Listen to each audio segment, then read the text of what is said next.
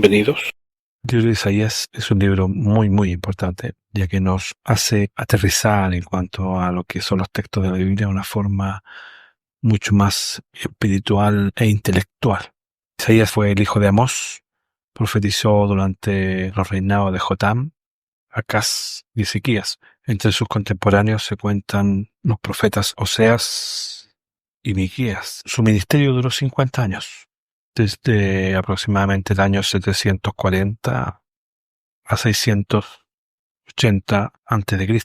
Se asegura que murió aserrado en la persecución de uno de los últimos reyes de Judá, Manases. Su conocimiento o revelaciones son en su mayoría dirigidas en advertencia a Judá y a Israel. En su propia inspiración se pueden apreciar revelaciones de diversos tipos. Por ejemplo, se revela en él, en una inspiración momentánea, la caída de Lucifer. También de su periodo histórico contemporáneo, exhortando a los cambios espirituales y políticos de su época y advirtiendo de un cautiverio inminente. Pero pasó más allá de su tiempo, profetizando incluso la caída de imperios que aún en su época no se habían levantado, como es el caso de Babilonia, que aún ni siquiera llevaba en cautiverio a Judá, mas él ya anuncia que a futuro habría de quedar en ruinas. También nos anuncia, pasando incluso ya ahora más allá de esa historia, el nacimiento maravilloso del Mesías. Es uno de los que más aporta en cuanto a su nombre, su nacimiento, el lugar de nacimiento y un montón de cosas más. Es un profeta inspiradísimo, muy respetable, y continúa habiendo más hacia el futuro, y es para mí llamado por lo menos, mencionado como el profeta del milenio. Hace un inmenso aporte a lo que es la segunda venida de Cristo y el milenio. Como es tan variada la gama de temáticas de parte de Isaías, nos vamos a tener que organizar para poder estudiar parte por parte el asunto. Vamos a primero analizar un poco la importancia arqueológica de este libro. Los rollos del Mar Muerto son muy significativos. El año 1947, en las cuevas de Wad Maraverat, al sudoeste de Qumran, se encontraron unas vasijas con unos textos antiguos, y dentro de estos textos y de estos rollos estaba el libro de Isaías. Este libro de Isaías en la actualidad está en el Museo de Israel. Se conserva desde el año 1965 en ese lugar. Es la única copia antigua del libro de Isaías en forma completa. Ahora, eso lleva de que estos hallazgos son importantes porque siempre debemos pensar que el libro de Isaías encontrado en ese lugar es una copia. Y aquí es donde vamos a darle un gran valor a los copistas, a los escribas, los masonetas que le llamaban. Siempre se guardó un profundo respeto por estos escritos porque ellos respetaban la advertencia de Deuteronomio 4.2. Las copias que fueron encontradas, como dije, en las cuevas de Qumran, piensen, 150 años del nacimiento de Cristo, son una copia del original de Isaías. Pero al cotejarlas con lo que había en la actualidad, con los libros de Isaías de la actualidad, contemporáneos ya impresos, había una igualdad de escrituras en el 95% del libro. Ahora, eso demuestra que el libro no ha variado en 2000, casi 500 años, cumpliendo la promesa que se le hizo en el mismo libro, en el capítulo 30, versículo 8. Es maravilloso darse cuenta de que, a pesar de que los sabios de este mundo no lo quieren entender, la Biblia tiene un respaldo impresionante. Porque si el libro hubiese sido contradictorio con el de Isaías, se habría creado una confusión tremenda. Pero se mantiene y se preserva el canon. Y eso demuestra de que existen ángeles y un Dios protegiendo este maravilloso conocimiento. Por lo mismo, el libro de Isaías creo que es un punto importante que demuestra la preservación por parte de la elección de personas que dieron sus vidas por preservar este legado espiritual para la humanidad, este legado espiritual para los buscadores. El libro de Isaías es un libro cautivador, es un libro impresionantemente espiritual. Ha sido uno de los personajes bíblicos que me ha impresionado gratamente. Leer sus capítulos es encontrarse con sorpresas y dándose cuenta de cómo era inspirado para poder ver el futuro de la humanidad, las características de las personas del tiempo final, junto con manifestar la segunda venida de Jesucristo y la primera de Jehová, que son la misma persona.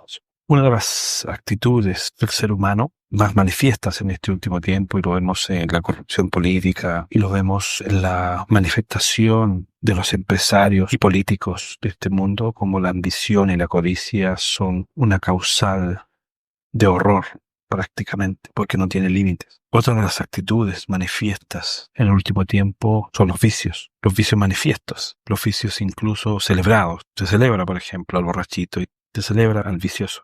También hemos llegado a un periodo donde ahora se es manifiestamente gay. Digo esto porque, de hecho, la homosexualidad ha sido transversal a la historia de la humanidad. Todos los imperios existentes en la Tierra, la historia de la Tierra, han tenido ese sector social.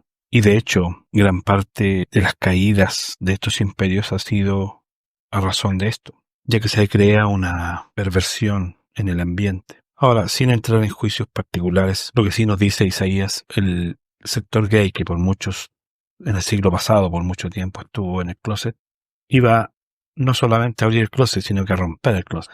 Iban a publicar su posición, iban a manifestar públicamente su estado. Solamente estoy resaltando la característica de señalética del tiempo del fin. También nos dice Isaías que nos iban a robar prácticamente, políticamente, al pueblo, a los más necesitados, a las viudas, a los huérfanos, porque sabemos de que se roba a todo nivel y de guante blanco y de corbata, con leyes injustas y en el fondo leyes tiránicas, volviendo al pobre más pobre. Es como una enfermedad espiritual. Traspasaron las leyes de Dios en la religión, falsearon el derecho en religión y quebrantaron el pacto sempiterno. ¿Qué es el pacto sempiterno? No es otra cosa que la heredad de la tierra. No olvidemos que en la Biblia se reconoce de que todos nuestros ancestros, patriarcas y profetas, murieron sin haber recibido lo prometido. ¿Y cuál era la promesa de lo recibido?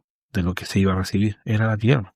Y si no la recibieron, ¿cuándo la van a recibir? Bueno, Ezequiel, Daniel y otros más nos manifiestan claramente que en el último tiempo los espíritus malignos se levantarían contra el pacto santo. Más aún, Daniel habla de los que va a seducir a los violadores del pacto, porque ahora sabemos que Babilonia lo único que manifiesta es ir al cielo, y infierno para el resto, pero no habla de un reino terrestre. Ahora, evidentemente, también nos manifiesta de que a esta gente se le va a poner un espíritu de sueño, un velo a los videntes, y va a cerrar los ojos de los profetas. Y refiriéndose a los pastores, nos dice que sus atalayas son ciegos, todos ellos ignorantes. Vemos que casi no hay doctrina en las religiones hoy día más que sentimentalismos.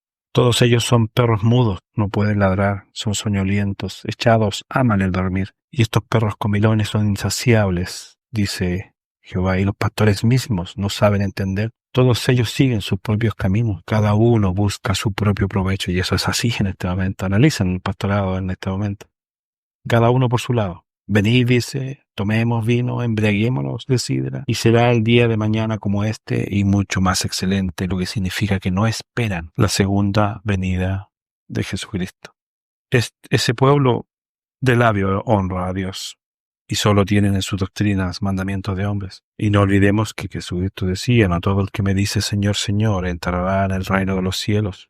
Sabemos que no sacan nada con construir más templos. La época final iba a ser una época preeminentemente idolátrica, que gran parte de los alimentos iban a ser contaminados, pero había una normativa alimenticia de Levítico 11 que iba a ser pasada a llevar muy fuertemente. Pero como resumen de actividad en el libro de Isaías 59, del versículo 3 al 8, nos dice porque vuestras manos están contaminadas de sangre, vuestros dedos de iniquidad. Vuestros labios pronuncian mentira, hablan maldad, vuestra lengua. No hay quien clame por la justicia, ni quien juzgue por la verdad. Confían en vanidad y hablan vanidades. Conciben maldades y dan a luz iniquidades. Incuban huevos de arpíes y tejen telas de arañas. Que el que comiere de sus huevos morirá, y si los apretaren saldrán víboras. Sus telas no servirán para vestir, ni de sus obras serán cubiertos. Sus obras son obras de iniquidad y obra de rapiña. está en sus manos. Sus pies corren al mal, se apresuran para derramar sangre inocente. Sus pensamientos de iniquidad, destrucción y quebrantamiento hay en sus caminos. No conocieron caminos de paz, ni hay justicia en sus caminos. Sus veredas son torcidas. Cualquiera que por ellas fuere no conocerá paz.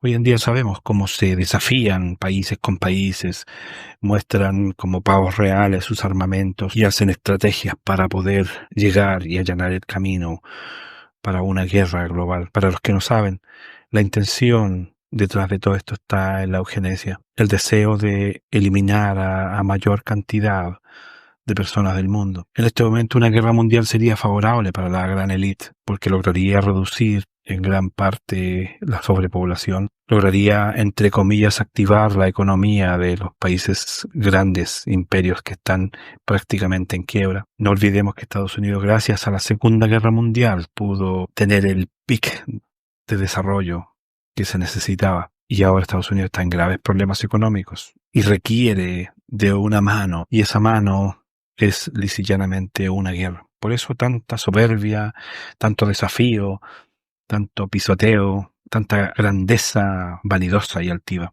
Bueno, todos esos elementos, junto con los fenómenos astronómicos y meteorológicos y astrofísicos que sucederán previos a la segunda venida de Cristo, son manifiestos por Isaías. Se nos dice que cuando aparezca Jehová o Jesucristo, abatirá la soberbia, quitará los ídolos y se esconderán en las hendiduras de las peñas, tratando de huir del resplandor de su venida. También Él reunirá a su remanente, que como decía anteriormente, no ha recibido lo prometido. Él matará a aquel anticristo con el resplandor de su presencia y traerá un reino de paz a esta tierra. Los reinos se reunirán en el momento final para pelear con Jesucristo, porque ellos tomarán esto como una invasión. Ellos tomarán esto como una usurpación del poder y el abuso que ellos han tenido. Se les quita el negocio. Por lo tanto, se reúnen a pelear con Jesucristo. Y eso lo confirma no solamente Isaías, sino que lo confirma Apocalipsis. Un dato importante que nos da Isaías, que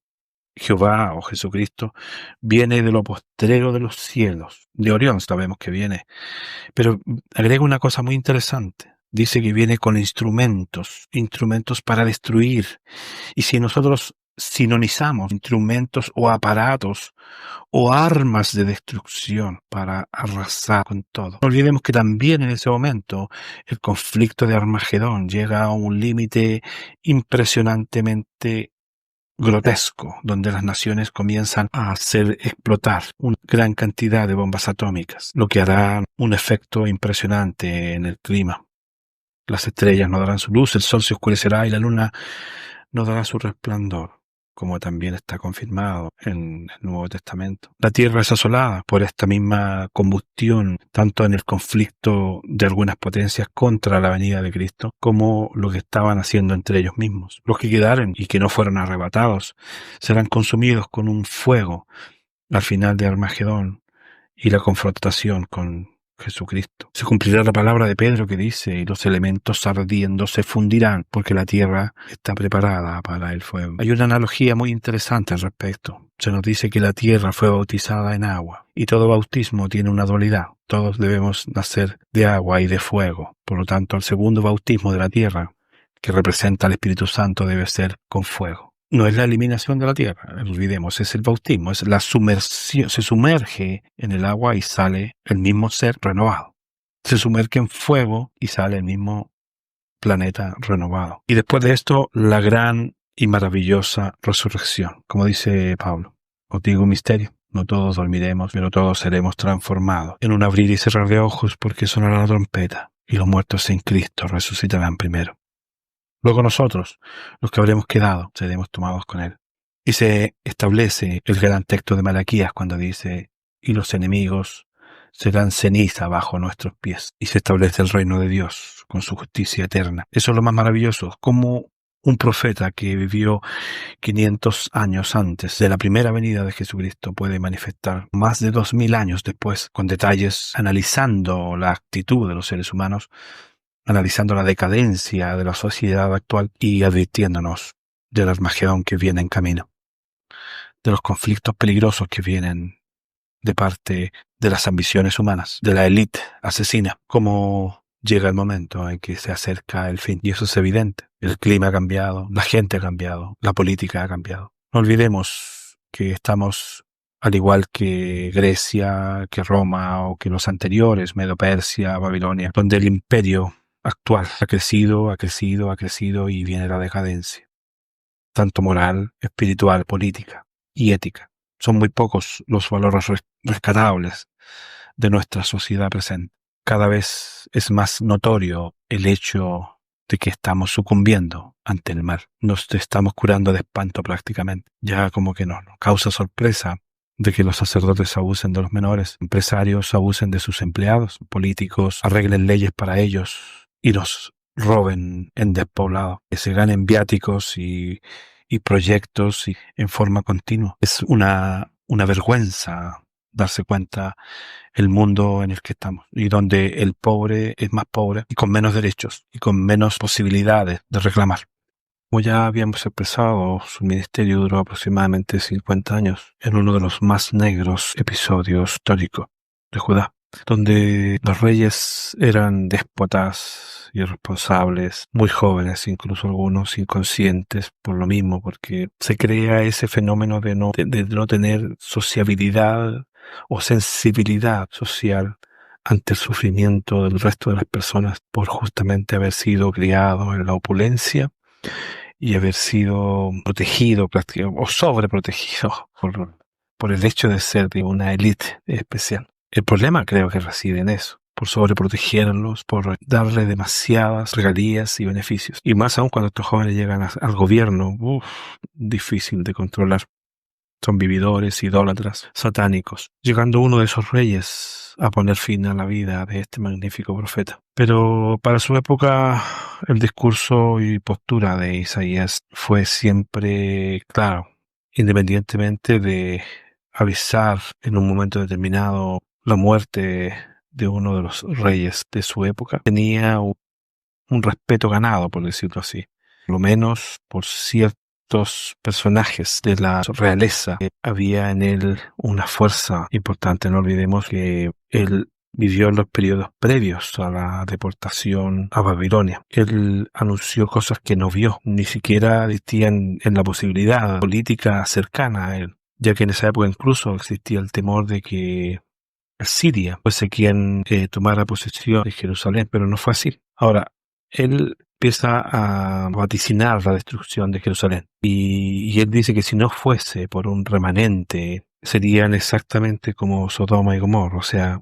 no habría quedado ni un solo vestigio de Israel en general, porque sabemos que la casa de Israel se perdió y todo pendía ahora de la casa de Judá, y si no es por ese remanente que se salvó, no habría quedado nada. Las razones que esgrimía él para que Dios castigara de esta forma, destruyendo Jerusalén y dejándola asolada y dejándola destruida, es porque Judá, con la capital Jerusalén, se había convertido en una verdadera ramera, que se vendía al mejor postor, comerciando sin importar nada más, donde existía una corrupción galopante, donde las cosas todas tenían precio, desde la justicia, los más bajos vicios, y esa corrupción también atravesada por la parte judicial, la parte política y evidentemente por la parte religiosa. Es evidente el parecido con los actuales gobiernos. También jóvenes y muchachos, como habíamos dicho antes, reinaron en este periodo. Más aún, bueno, estos pueblos se metió en hechicería, consultaba agoreros y amaron riquezas materiales, las comodidades. Incluso también existía tanto movimiento en Jerusalén que había un grado de congestión, se agolpaba la gente y los comerciantes. También es una de las razones por las cuales Dios castigó a este sector y anunciado por la boca de Isaías era que este pueblo había caído en idolatría, habían sido altivos y soberbios, adorando los mismos dioses que habían sido traídos por sus ancestros desde Egipto, como el caso de Acera, de Moloch, de Baal y muchos otros más. Y también la adoración al árbol, se va a decir al árbol, sí, el mismo actual árbol de Pascua era adorado ya en la época previa al exilio al cautiverio de Judá, lo mismo que la adoración a Moloch y la adoración a Acera, que es la actual Virgen María. Y Moloch es el actual búho, ¿no?, que adoran los grandes ocultistas de la época moderna. Ya en esa época, hombres ambiciosos juntan propiedades, compran y compran propiedades, no pensando en un juicio divino próximo a caer sobre ellos. Los asirios, quienes habían llevado en cautiverio la casa de Israel, eran el imperio reinante, como dije anteriormente. Nadie podría jamás imaginarse que se levantaría otro imperio, pero Isaías, por supuesto, avisado, profeta, ya dibujaba en el futuro a Babilonia, que marcaría la historia por su grandeza, y este imperio que finalmente por mano de Nabucodonosor llevaría cautivo a la casa de Judá y destruiría Jerusalén. Pero el profeta se adelanta más allá de eso, mucho más allá de eso, muchos años en el futuro, incluso a un futuro que él no alcanza a presenciar, más allá del cautiverio, de un imperio que aún no se levantaba y por lógico aún no se llevaba cautivo a la casa de Judá. Y él vio la destrucción de ese imperio, que incluso es histórico, es un imperio que marcó de su vasto imperio, es derrotado por los medos persas y nunca más sería habitada. Y esa profecía dada por Isaías se cumplió. Bastaría con ver las fotos satelitales y las ruinas, que esa palabra dada por el profeta fue pero impresionante. Jamás se volvió a levantar el imperio de Babilonia. Ahora sí, es bien, es cierto, sus raíces, sus costumbres, idolatría, su paganismo sobrevivió.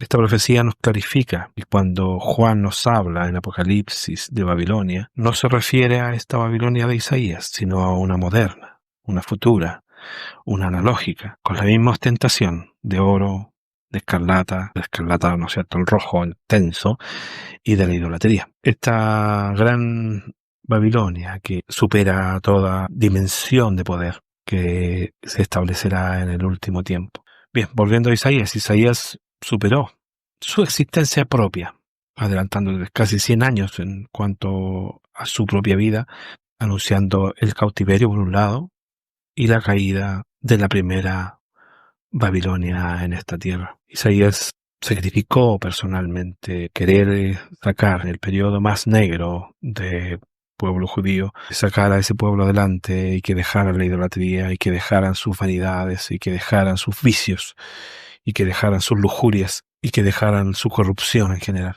Lamentablemente no lo logró, pero su legado está ahí como un testimonio para las posteriores generaciones que con dolor fueron recibiendo el error de sus padres, fue siendo corregido por algunas generaciones. Ahora bien, es más aún aprendizaje para nosotros los que estamos en el tiempo del fin. Evidentemente vemos la importancia de este libro casi 500 años después, en la época de Cristo, ya que de una forma inspirada, incluso me da la sensación sin siquiera comprender mayormente el contenido, Isaías expresa gran parte de los acontecimientos futuros respecto al Mesías. No olvidemos que el periodo de vida de Isaías culmina aproximadamente el 500 antes de Cristo. Todas estas cosas eran impresenciables para él. Lo primero que empieza a dibujar en el trasfondo es algo muy poco visto en la doctrina, por decirlo, fundamental de Israel, de los judíos en sí, que era el fenómeno de perdón de pecados. Por ejemplo, expresar, por ejemplo, de que si tus pecados fueren como la grana, vendrán a ser como blanca lana. Era una cosa bastante extraña para la época, ya que existía mucho el ojo por ojo y que la paga del pecado es muerte y sacrificio de por medio. También él busca a Jehová mientras pueda ser encontrado para encontrar la salvación, y el pregón del Evangelio también empieza a hacerse presente el día de la salvación, que ya la gente no va a tener nunca más hambre, que no va a tener más sed, que viene de limpieza, de perdón, pasando por ese perdón por una elección. Y esa elección evidentemente también es obviamente una predestinación. Culminando todo esta preparación teológica, espiritual, profética, con el nacimiento de Jesús. La Virgen concebirá y dará a luz un niño llamado Emanuel. Pocos han considerado de que Emanuel significa Dios con nosotros, un concepto más fuerte aún que confirma la existencia divina de Jehová en esta tierra, convertido en un ser humano. Como dice una parte, me preparaste cuerpo. Genéticamente podemos entenderlo hoy día, pero en la época pasada era difícil. También niño nos es nacido, dice. Nos da muchos detalles con respecto al ministerio de Jesucristo. Nos dice, por ejemplo, de que no era hermoso. Jesús no era el gringo de barba rubia, ojos celestes o ojos azules o ojos verdes. No era hermoso. Era poco agraciado. Uno de los textos más impactantes para mí, que confirman una serie de cosas dentro de lo que es el cronograma de Isaías, es el hecho de que en una ocasión Jesús, ya en pleno ministerio, se dirige a la ciudad de Nazaret, lugar originario de él, por supuesto. Se acerca un día de reposo a la sinagoga y estaban estudiando el libro de Isaías, del cual estamos estudiando ahora. Eso también da a notar la popularidad de este libro. Era muy cotizado este libro dentro de la doctrina y dentro de la educación de la época, analizado seguramente por eruditos. Y aquí viene un juego de palabras impresionante. Él solicita el libro y lee Isaías 61 y dice: el Espíritu de Jehová está sobre mí, me ha ungido para dar las buenas nuevas. De este texto podemos sacar varias cosas en conclusión. El Espíritu de Jehová está en este cuerpo humano. Jehová soy yo mismo, pero en un cuerpo humano. Y me ha dado autoridad para dar buenas nuevas, que es la palabra evangelio, por si acaso, para que la humanidad tenga realmente una esperanza, lo que contraría el evangelio de condenación de las iglesias actuales. Concluye la lectura de estas buenas nuevas, cerrando el libro, todo lo que van mirando, y él dice una frase muy extraordinaria que dice: delante de vosotros se ha cumplido hoy este texto. Por supuesto, todos captaron inmediatamente de que Jesús estaba insinuando de que él era Jehová, de que él era el Dios mismo, y el Espíritu de Jehová está en mí.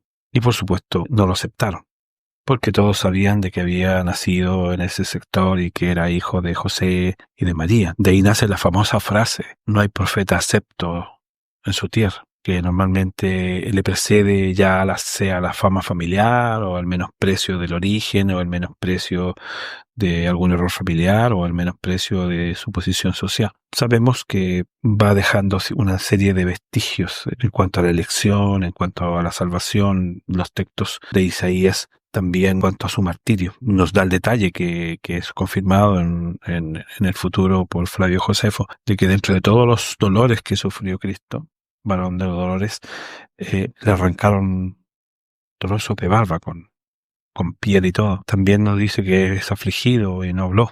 Fue como una oveja. Pasó por la cárcel y su juicio fue irregular, pero su generación finalmente iba a ser multitudinaria. También nos dice que fue sepultado en un sepulcro de rico. También nos dice que nunca hizo maldad y nunca hubo engaño en él.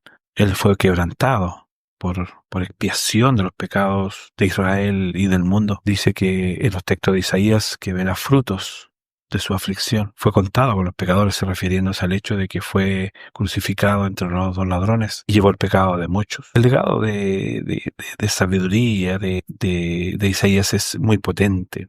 De hecho, la predicación de Juan Bautista está basada en unos párrafos de Isaías que, vuelvo a insistir, eran muy, muy hermosos. De hecho, cuando Jesús también cita a los fariseos como hipócritas, que están enseñando doctrinas de hombres, también está citando a Isaías, incluso más allá de la muerte de Cristo. 40 años de su nacimiento, 10 años después de su muerte aproximadamente, tenemos en la historia de un etíope que está leyendo justamente un trozo del libro de Isaías, y aquí quedan en vigencia ciertas verdades culturales importantes de razonar. A diferencia de lo que se cree de que existía una ignorancia pero brutal, creo que la ignorancia más brutal es ahora, pero siempre se nos insinúa que en el pasado había una ignorancia brutal respecto a las escrituras, y estos textos van demostrando de que no es así.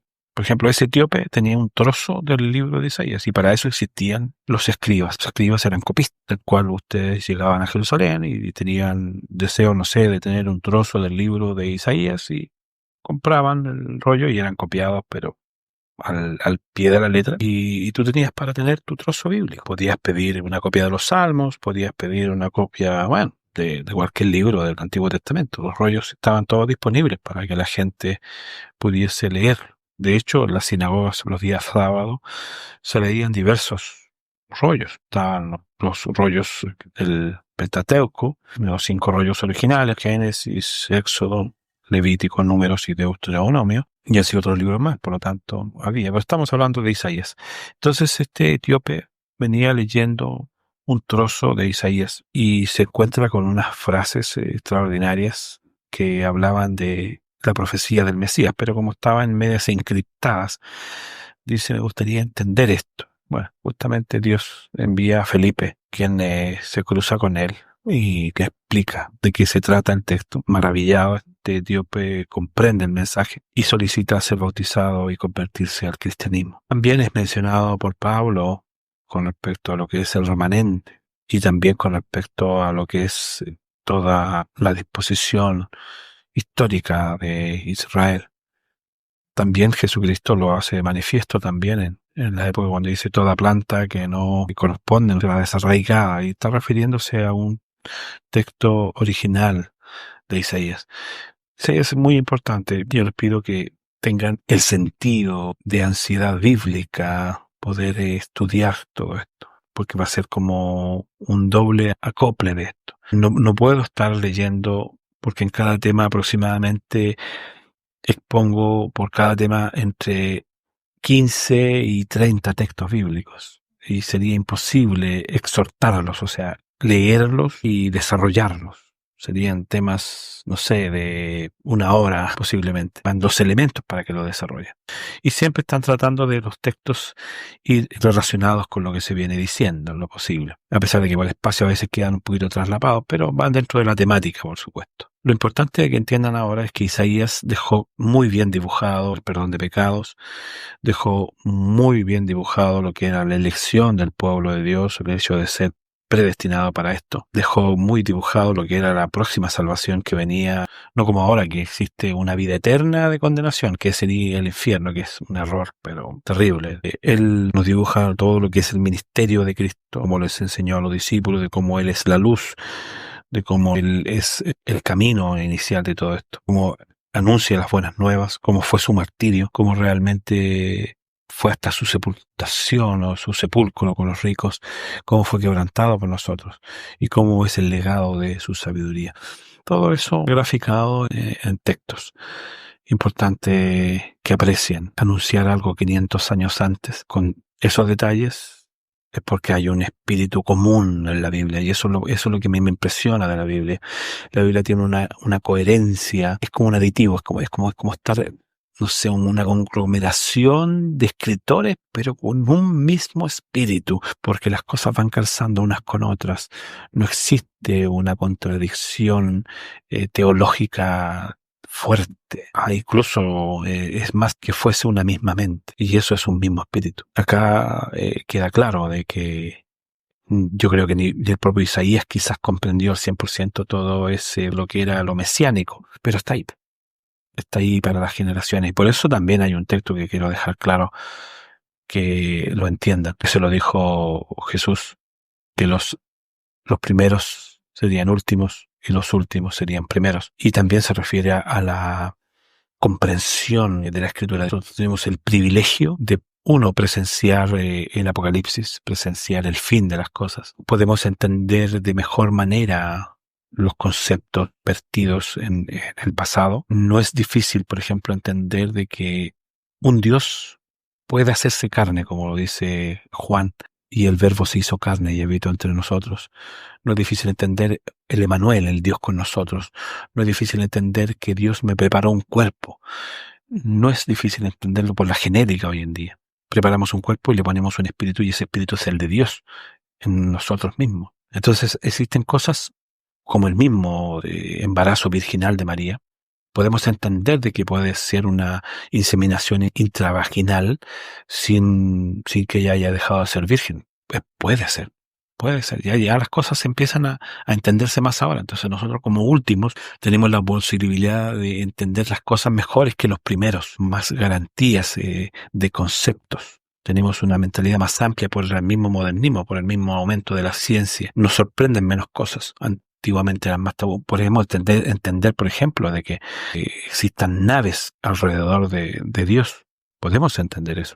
Era muy difícil de entenderlo anteriormente. Incluso hubieron libros, como decíamos la otra vez, como el de Enoch, que quedaron afuera por tecnológico, y es incomprensible para su época. Y así, sucesivamente, es más fácil entender las cosas ahora. Nuestra mente está más dispuesta. Bien, espero que repasen cada punto. Este es el aporte de Isaías hacia el concepto mesiánico o el Mesías, que es Jesucristo, Dios hombre entre nosotros. Dios le bendiga y nos encontramos. Será hasta la próxima vez.